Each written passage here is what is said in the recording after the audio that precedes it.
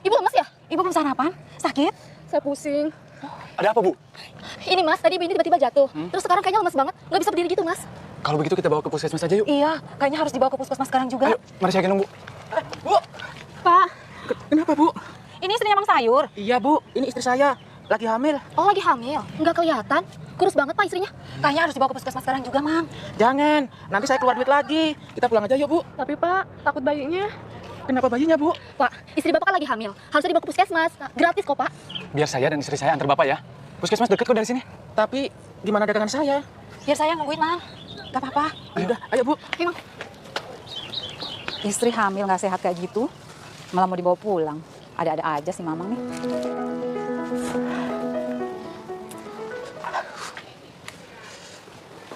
Gimana istri saya, Bu Bidan?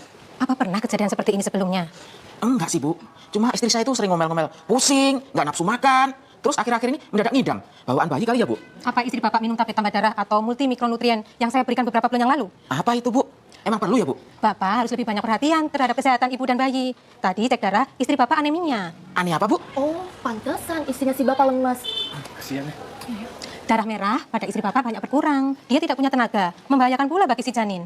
Ya, saya mana ngerti, Bu. Itu kan urusan perempuan. Pak, Bapak harusnya belajar lebih mengerti tentang urusan ibu dan anak. Karena kalau bukan suami, siapa lagi, Pak? Caranya gampang kok Pak. Hanya perlu rajin ketemu dengan bidan. Contohnya suami saya yang ganteng ini, dia rajin ketemu sama bidan.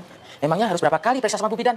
4 kali selama hamil. Tetapi Bapak juga harus menjaga makan makanan yang bergizi untuk istri Bapak. Iya, istri sama anak Bapak itu kurang bulet. Betul. Dan jangan kelewatan minum tablet tambah darahnya. Paling tidak 90 tablet, 1 setiap harinya selama hamil. Suntik tetanus, Pak. Duh, macam-macam urusan ibu hamil. Selain periksa ke bidan, makan yang benar, nelen tablet. Terus, apalagi Bu Bidan? Masih banyak, Pak. Tapi Bapak nggak usah bingung. Tanyain aja sama saya. Yang penting diutamakan itu anak dan istri Pak. Tuh kan, banyak yang bantu. Mari Pak, ke dalam. Lihat istri Ya, Bapak. baik, Bu.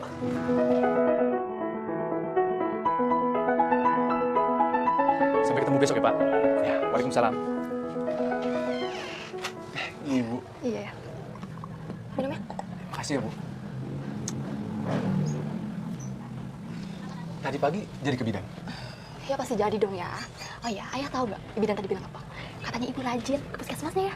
Paling ngobrolin kesana sini kan. Iya sih. Tadi ibu itu ngobrolin waktu kita pacaran dulu ya.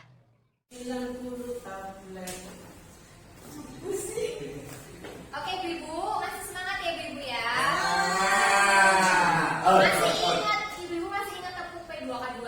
Masih. Ayo berdiri semua ibu-ibu.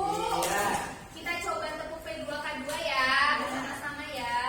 Tepung P2K2. Pertemuan, peningkatan, kemampuan, keluarga. Oke, terima kasih ibu. Hebat ya, berarti sudah hafal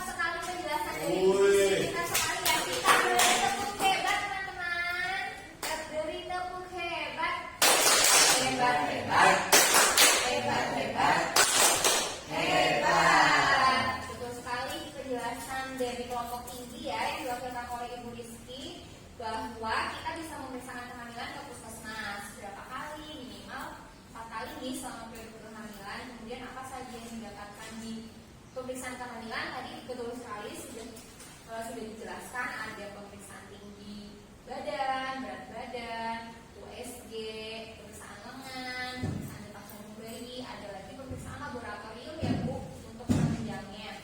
Baik Ibu-ibu, di sini itu saya akan membahas tentang kapan pemeriksaan kehamilan. Jadi kira-kira kalau ibu-ibu atau ibunya bapak-bapak itu lagi hamil, kira-kira berapa kali sih diperiksakan kehamilannya? Jadi pemeriksaan kehamilan di sini adalah minimal 4 kali. 4 kali itu maksudnya di sini lebih sering itu lebih baik di Pak Adi. Jadi kalau istrinya Pak Adi itu lagi hamil, periksanya lebih sering dan lebih baik kalau sering periksa. Di sini kita lihat kalau kehamilan di trimester ini kan dibagi 3 trimester ya, trimester pertama, trimester kedua, dan trimester ketiga. Jadi ketika bulan-bulan awal, trimester awal kehamilan dari 1 sampai 3 bulan sebaiknya diperiksakan 1 kali pada usia kandungan sebelum 3 bulan. Jadi minimal ya, jadi minimal sekali itu 1 kali. Tapi paling bagus ya sebulan sekali, tapi itu minimal. Kalau misalkan sama sekali nggak sempat, pokoknya 1 kali pada usia kehamilan. Maksimal itu terserah tergantung kondisi ibu hamil masing-masing. Kenapa 1 kali pada usia kandungan sebelum 3 bulan? Karena di situ ibu kita lihat nih di sini. Kehamilan bulan pertama itu embrio. Jadi embrio tanamannya Bapak Abror yang ibunya mengandung ya, itu mulai terbentuk. Jadi mulai terbentuk embrio, plasenta, sirkulasi darah itu di bulan pertama mulai muncul. Kemudian mulai terbentuk embrio, sirkulasi darahnya muncul, tapi sangat rawan. Jadi di sini itu kandungannya masih sangat lemah. Untuk itu ibu-ibu yang hamil harus dijaga. Bapak-bapak yang ibu-ibunya sedang hamil juga harus diperhatikan ekstra, diberi perhatian lebih biar nanti kehamilannya itu baik-baik saja. Hitungan channel ya Bu? Boleh. Yang penting harus diperhatikan ya Pak ya. Kemudian di kehamilan kedua ini perkembangan bulan kedua. Di situ embrionya bertumbuh dengan pesat. Jadi itu semakin besar, mulai terbentuk organ mulut, mata itu mulai terbentuk walaupun kecil-kecil dulu ya Pak. Nah bulan ketiga ini perutnya udah makin besar tuh Pak, hamilnya mulai terlihat. Di situ tulangnya itu akan berkembang walaupun tumbuhnya baru tulang rawan. Ini kan perut ibunya makin besar. Nah itu mulai bertumbuh tulang rawannya. Jadi pada usia ini minimal 1 kali sebelum 3 bulan. Kemudian berapa kali lagi? 1 kali lagi pada usia kandungan 4 sampai 6 bulan. Kenapa? Karena pada usia ini kehamilan 4 bulan itu sudah mulai bergerak-gerak tuh Pak, anaknya sudah semakin besar. Terus tanpa kita ketahui di dalam kandungan kita itu sudah mulai janinnya itu sedikit-sedikit mendengarkan suara kita. Jadi walaupun dia tuh udah mulai terbentuk, mulai tumbuh, bisa di USG di sini, tapi belum jelas ibu USG. Jadi ketika di USG sudah sih kalau USG-nya yang 4 dimensi itu kalau posisinya bagus mulai terlihat, tapi belum begitu jelas ya USG di sini. Kemudian bulan kelima perutnya semakin besar di sini. Berat dan ukurannya semakin bertambah. Jadi berat badan si bayi ini harusnya normalnya di usia 5 bulan itu semakin bertambah seperti itu. Lapisan lemak di bulan kelima itu semakin terbentuk. Jadi kulit-kulitnya itu semakin terbentuk. Mulai ada lemaknya untuk apa Pak? Untuk mengatur suhu tubuh bayi tersebut. Jadi mulai tumbuh, mulai terbentuk. Nah di bulan ke-6 nih biasanya ibu-ibu atau bapak-bapak yang mau cek jenis kelamin di USG sudah mulai terlihat di bulan ke-6. Tapi dengan syarat posisi bayinya itu bagus. Maksudnya kalau posisi bayinya lagi nggak merungkal kayak itu kan jenis kelaminnya kelihatan. Tapi kalau tertutup ya tidak kelihatan. Tapi di bulan ke-6 ini sudah mulai terlihat jenis kelaminnya. Kemudian mulai sensitif terhadap cahaya itu bayi dalam kandungan di bulan ke-6. Kemudian di bulan ke-7, nih bulan ke-7 trimester terakhir, bapak-bapak ibu-ibu yang perlu diperhatikan ini lebih sering lagi 2 kali pada usia usia kandungan 7 sampai 9 bulan. Jadi kehamilan di bulan ke-7 kenapa? Karena sudah terbentuk indranya, sarafnya sudah mulai berfungsi, indranya berfungsi, bayi mulai bergerak, ibu-ibu mulai merasakan. Di situ itu bayi udah mulai bisa menghisap jempol Pak di hamilan ke-7. Jadi jempol bayi itu yang di iklan-iklan susu itu yang ingat jempol itu betul, itu ada di bulan ke-7. Di bulan ke-8